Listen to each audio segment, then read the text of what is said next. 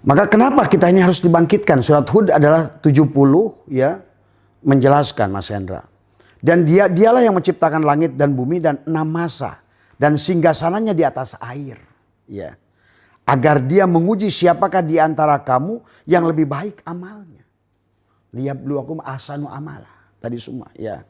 Dan jika kamu berkata sesungguhnya kamu akan dibangkitkan sesudah mati, niscaya orang-orang kafir itu akan berkata pastilah itu sihir. Nah, orang Islam syariat nggak percaya bahwa kebangkitan itu adalah di sini lagi. Karena kita udah berhenti ngajinya 700 tahun yang lalu dan tidak mau lagi adik ya. Nah, ini surat Hud. Kemudian jika ada yang kamu herankan, maka yang patut diherankan adalah ucapan mereka. Bila kami telah menjadi tanah, apakah kamu sungguh kami akan dibangkitkan menjadi makhluk baru? Nah, itulah dianggap aneh oleh Allah. Justru yang gak percaya balik ke sini itu. Tadi katakan, jika ada yang kamu herankan, maka yang patut diherankan adalah ucapan mereka.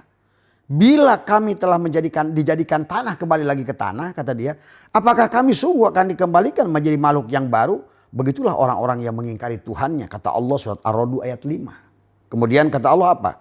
Darinya minha khalaqnakum wa fiha nu'idukum wa minha nukhrijukum taratan ukhra. Dari tanah kami ciptakan kamu, ke dalam tanah kamu kembalikan kamu, dan kamu akan dikeluarkan kembali dari tanah, dari unsur-unsur tadi. Bagaimana sih Mas Hendra masuknya? Dimasuk ke padi, kan semua tertarik lagi. Kan kita ini begitu dikuburkan melebur. Orang yang gak rojiun, yang gak mukso, yang dohir dan batinnya itu masih bangke, jadi hancur. Kan tadi orang syariat matinya busuk tubuhnya. Orang torikot mengering. Orang hakikat utuh jasadnya. Orang makrifat hilang semuanya dohir dan batinnya kembali pada Nur Muhammad. Maka tubuh yang hancur kemana? Asalnya mineral. Kembali lagi ke mineral itu masuk ke singkong, masuk ke padi, masuk ke pisang, masuk ke apa. Kan dimakan lagi oleh kita. Masuk ke ikan, dimakan lagi oleh kita. Itu. Dan akhirnya mereka akan menjadi nutfah pada bapak. Dikandunglah di alam misal itu. Yang disemprotkan lagi pada ibu. Hidup lagi di dalam. Ditiupkan. Balikan lagi jiwa yang dulu tuh. Tadi semua. Ya, pada ibu yang berbeda itu. Karena bapaknya beda makannya. Itu paham, itu sederhana sebetulnya. Kalau mau berakal sedikit gitu kan tadi. Maka kata Allah di sini, apakah kami dijelaskan? Bila kami, nah kemudian kata Allah di sini adalah. Fiha tuhyauna wa fiha tamutunna wa minha tukhrajun. Fiha, di tempat itu kamu dihidupkan, di tempat itu kamu dimatikan, di tempat itu kamu akan dilahirkan. Dan jawab bersurat Al-Hajj ayat 5, kamu akan kembali punya ibu, punya bapak. Makanya Allah ingatkan dalam Al-Quran tentang Kan'an. Kan'an itu bukan anakmu, Nuh. Dia laisa min ahli. Jadi kita ini yang namanya keturunan itu, maka tadi termasuk nasabah Nabi Habib itu nggak ada hubungannya sebenarnya. Tadi semua nggak ada hubungannya sama sekali. Tadi semua. Emang apa? Kita ini kan bukan badan tapi ruh. Karena itu badan ini dihancurkan, dihilangkan, dihancurkan, dihilangkan, dihancurkan. Ya tadi ruhnya aja yang dikasih pakaian baru, dikasih pakaian baru. Kayak Abah juga, handphone ini sudah 12 kali reinkarnasi. SIM card yang sama pernah di Siemens, SIM card yang sama pernah di Oppo, SIM card yang sama pernah di BlackBerry, SIM card yang sama pernah di Sony Ericsson. Contoh sederhana. Maka Tuhan ini kasih contoh banyak hal di dunia ini tentang kejadian di Al-Quran itu didohirkan dengan teknologi.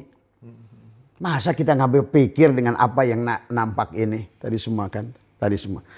Maka itulah kemudian surat Toha, dan dari tanah kami dicipta. Kemudian siapakah yang akan menghidupkan kami kembali? Ini surat Yasin ayat 78-79. Siapakah yang akan menghidupkan kembali tulang belulang yang hancur luluh itu?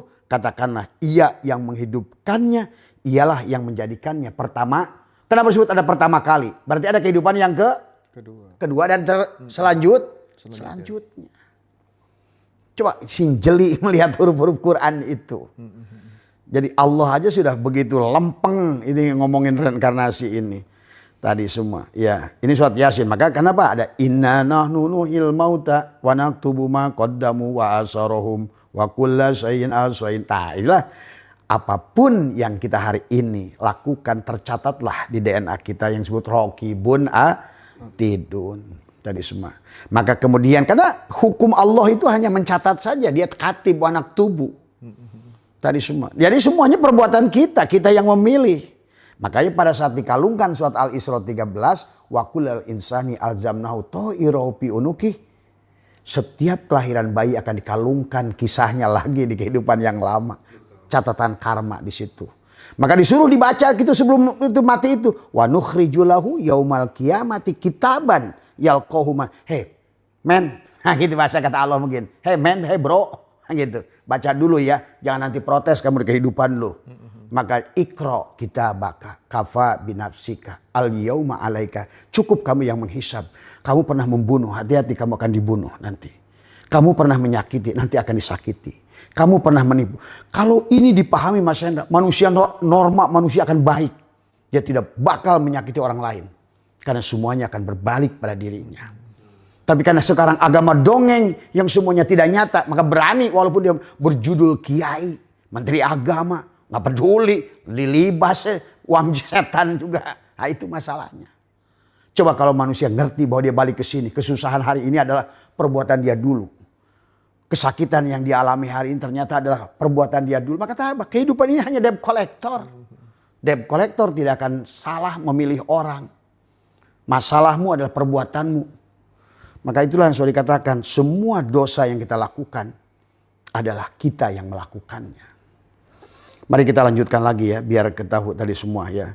Apakah mereka tidak memperhatikan bahwa Allah yang menciptakan langit dan bumi dan tidak terasa payah menciptakannya, berkuasa menghidupkan orang-orang mati?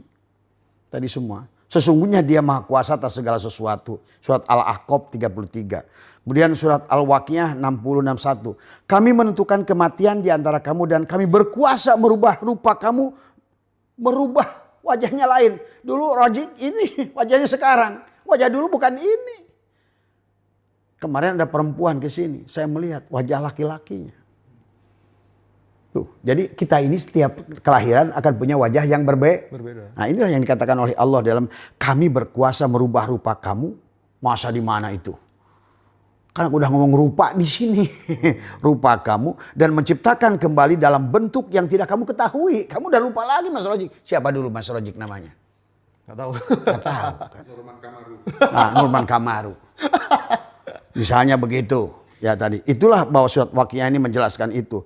Hei manusia, di surat Infitor ayat 68. Apa yang memperdayakan kamu terhadap Tuhanmu yang maha pemurah, yang menciptakan kamu, lalu membentuk kamu dalam bentuk yang dikehendakinya. Maka tadi, ya ayyuhal insan ma gharraka bi rabbikal karim alladzi khalaqaka fasawwaka fa'adalak fi ayyi suratin ma syaa raqabak.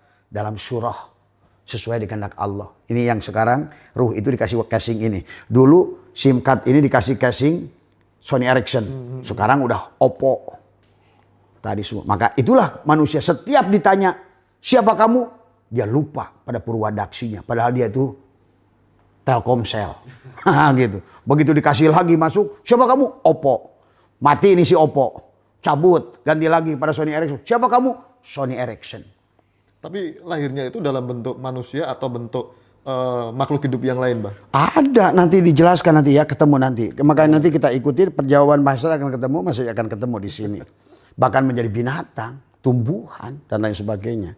Nah, inilah perubahan bentuk. Kita langsung aja ke pertanyaan barusan ya. Dijelaskan surat Al-Isra 49 di antara mereka menjalankan surat ini dan mereka berkata, apakah bila kami telah menjadi tulang belulang dan benda-benda yang hancur, apakah benarkah kami akan dibangkitkan kembali sebagai makhluk yang baru?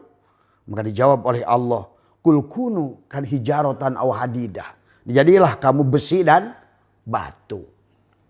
Maka hati-hati kamu punya pagar besi, jangan-jangan kakek kamu itu. Jangan-jangan batu giok juga. Nah itu, itulah kenapa batu suka ada yang khodam keisi itu kan, itu bisa juga punya kekuatan. Iya. Ya belum lama sekarang lagi viral anak kecil yang melihat orang di dalam batu. Sekarang ini sudah dipirah-pirahkan oleh Allah, dibuka kayak gumai. Itu sengaja Allah itu sedang menjelaskan banyak hal yang goib yang tidak dipahami oleh manusia. Maka di sini mereka dijadikan besi dan batu. Ya maka dulu zaman Nabi Muhammad hijrah kan batu berebut minta dudukin Nabi. Nah itu juga pernah kita contoh. Kemudian surat Al-Isra ayat 5, atau bahkan ini serem lagi Mas Hendra. Kamu jadi binatang yang tidak pernah kamu bayangkan saking jijiknya. Ini dalam surat Al-Isra 50. Atau satu makhluk dari makhluk yang tidak mungkin hidup menurut pikiranmu. Tadi kalau kamu gali tanah tuh, lenyai apa tuh semua tuh, kutu. Karena ruh itu adalah ruh. Adapun fisiknya tergantung kondisi keadaan kesadaran sih setiap makhluk. Bang, mohon maaf nih Bang. Ya. Tadi pagi ini baru ada berita Mas ya, di Gresik ada orang nikah sama kambing. Nah. Mungkin kayak itu reinkarnasi dari... Itu kadang-kadang kalau sekarang sih kadang-kadang cari berita, kadang-kadang Oh gitu ya. tadi semua ya. Kadang-kadang sekarang ini orang kan lagi cari Baru tadi pagi kita lihat. viral tadi semua. Ngeri juga ini orang. Tapi bisa aja. Bisa aja Bang. Coba lihat film-film sekarang ini, nyonya-nyonya yang pelihara anjing itu. Siapa anjing itu begitu bernafsunya sama nyonyanya. Nah itulah. Itu harus paham lah. Itu kalau Abah buka di situ ngeri itu sebetulnya. Tadi semua ya. Tadi semua kemudian siapakah yang akan menghidupkan kami kembali? Katakan yang telah menciptakan kamu pertama kali, kata Allah. Jadi kamu ngapain hanya kata Allah. Akulah yang menciptakan kamu. Bahkan surat Al-Baqarah ayat 65. Jadilah kamu kera. Itu langsung Allah ngomong itu. Jadilah kamu kera. Dan Abah punya kisah lama yang di keluarga di sana tadi semua. Ada sebuah lutung pohon yang kakek saya itu kan di sana dianggap seorang aulia yang akhirnya merubah kera itu menjadi manusia. Tadi ya, atas tantangan seorang biksu, kalau kamu seorang aulia Allah, tunjukkan kepada saya bagaimana lutung-lutung itu semua. Besoknya hilang tuh lutung Mas. Banyak penduduk baru. Tadi semua. Wah itu seru lah, itu banyak lah. Itu beda ya sama ceritanya Habib dia. Kemudian surat Al-Maidah 60, yaitu orang-orang yang dikutuki dan dimurkai, di antara mereka adalah yang ada yang dijadikan kera dan babi. Ini Quran. Surat Al-Maidah ayat 60. Kemudian ada juga masih yang jadi tumbuhan. Nih surat Al-Anbiya 14. Mereka berkata, aduhai celaka kami. Sesungguhnya kami adalah orang-orang yang zalim. Kenapa zalim? Dijelaskan ayat 15-nya. Tetaplah demikian keluhan mereka. Sehingga kami jadikan mereka sebagai tanaman yang telah dituai. Jadi tanaman. Abah dalam sebuah kitab menemukan rumput yang kembali menjadi manusia setelah 700 tahun. Dia menjadi rumput.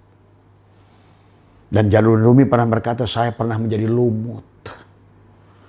Itulah kenapa kisah Adam ada pada faida sawaituhu, itu adalah disempurnakan kembali. Tadi semua, ya. Ya. Dan surat Al-Anbiya, nih kenapa kita ini sekarang ini harus mengerti ini kata Allah supaya kamu serius. Ini Allah menjelaskan ini, dijelaskan di surat ini supaya manusia, di surat Al-Anbiya 16, dan tidaklah kami ciptakan langit dan bumi dan segala yang ada di antara keduanya dengan tidak bermain-main. Supaya kita kan manusia ini seolah-olah kayak nggak serius sekarang ini. Sebut sholat tapi nggak jelas sholatnya. Tadi semua ya. Tatkala mereka melanggar apa yang dilarang baginya, kami berfirman kepada jadilah kamu kera yang hina. Ini surat Al-A'raf ayat 166 banyak. Barang siapa berpaling dari perintahku maka sesungguhnya baginya penghidupan yang sempit. Nah ini tadi. Waman a'radu an dzikri fa inna lahu ma'isyatan donka. Wa nukhriju lahu yaumal qiyamati. Apa namanya? Apa di situ? Bahwa dihidupkan dalam keadaan buta. Jadi buta juga sebab Mas. Orang buta itu. Karena dulu dia membutakan matanya. Maka dilahirkan di sini dalam keadaan buta. Jadi semua itu nggak ada yang bukan perbuatan kita. Maka di dalam tafsir Fahrul Razi yang pernah Abah tulis susun dulu ini. Dikisahkan tentang manusia, dikatakan wa amma in kanat sakiyatan jahilatan asibatan fa innaha tanqulu ila abdanil hayawanati. Adapun apabila ruh tersebut golongan celaka, bodoh, maksiat, maka ia berpindah ke badan hewan. Ini ya.